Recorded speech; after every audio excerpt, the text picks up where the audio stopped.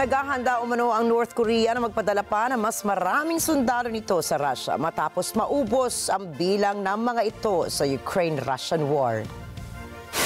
Ayon po yan sa naging pahayag ng South Korea, naghahanda rin umano ang North Korea na magsagawa ng mga test fires ng kanilang intercontinental ballistic missile hanggang sa umabot umano ito sa Estados Unidos, kung saan nababatid ng ilang mga eksperto na malabong gumawaan nila si North Korean leader Kim Jong-un ng mga hakbang na magpapalala ng relasyon nito kay US President Donald Trump. Subalit, nakikita rin umano ni Kim Jong-un na mas lalo nitong mapapalakas ang nuclear program ng North Korea kung makikipagtulungan ito kay Russian President Vladimir Putin kaysa umano sa naging pag-uusap nila ni Trump noong 2018-2019 summit. Matatandaan pong isa ang North Korea sa nagbigay ng malaking suporta sa Russia kung saan nagpadala ito ng mga artillery at iba pang conventional weapons. Kasama na rito ang pagpapadala ng mga North Korean soldiers na aabot sa 12,000.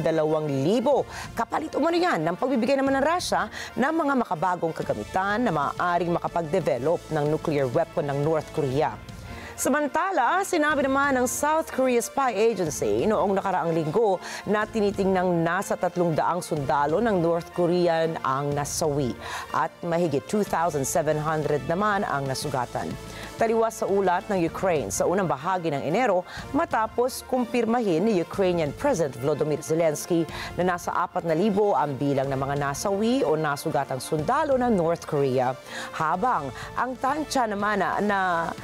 Estados Unidos ay mas mababa pa na umabot lamang ng 1,200 ng mga North Korean soldiers ang nasawi.